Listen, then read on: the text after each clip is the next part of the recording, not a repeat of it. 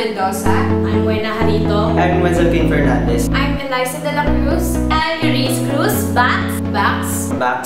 Bax. Box. Bakit box? Teka, kaya ba na ano? Wala akong background info tungkol dun sa kursong yun.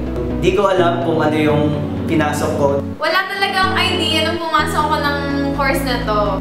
Akala ko ganito lang siya kadali na perform lang siya, na acting ka lang. Hindi siya madali. Hindi pala ganun kadali. Pinakamahirap yung proseso. Yun, andyan yung 2 months na rehearsal.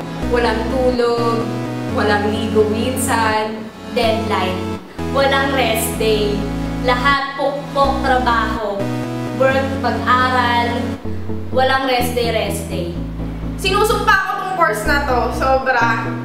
Mahirap siya, yes. Mahirap yung process niya. Wala namang madaling process niya. Pero, ang saya pa nakikita mo yung kinalabasan na ginagawa mo. And yung feeling na naitatanim sa'yo nung ginawa mo yun.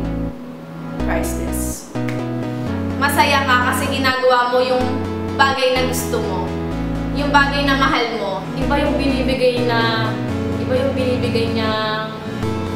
saya sa'yo kapag nagagawa mo yung mga bagay na gusto mo talagang gawin. Pinakamasaya is yung naibabahagi mo yung talento na binigay sa'yo ni God sa ibang tao at nakakapag-inspire ka. Hindi ko alam yung binibigay sa akin pakiramdam kapag ka nagpo-perform ako sa stage. Ganun ko siya kamahal. Gusto ko yung course na to. Ito na yung gusto ko eh. At dito ko nakikita yung sarili ko. Na dito na ako mabubuhay at hindi ko na siya kayang bitawan. Sobrang dami, sobrang sarap. Halo-halo eh. May masaya, malungkot, iyakan. So, yun yung pinakamasarap, yung process talaga. Hindi lang siya impluwensya ng kaibigan eh. Hindi lang dahil naging masaya ka sa company. Pero yung naging process kasi, yun yung nagdala sa akin para mas magpatuloy pa sa course na to. Yung process, kung paano ako naging isang mabuting tao. By doing theater, people, individual can feed their souls, their heart, by doing what they love. Yung passion nila eh. Parang yung theater, hindi mo siya magagawa kapag ikaw lang eh. Kailangan tulong-tulong. Pinaka-tinuro talaga sa amin is yung disiplina, yung respeto, tsaka tiwala. Kahit saang field ka mapunta, is nag-fit ka. Na hindi lang siya basta course ng isa, hindi lang siya dalawa, kundi maraming course. Magkakarpintero ka, susukat ka, magkukulay ka. Lahat pinagdadaanan dahil sa course na to. Marami tayong pwedeng gawin kapag ka nakatapos tayo. Kung pagka parang meron ka rin natututunan sa theater na pwede mong i-apply sa media, meron sa media, pwede mong i-apply sa theater. Dahil nga sa course natin na dual siya, ano mo yun? May mga baon ka. Hindi ka susugod sa isang gyera ng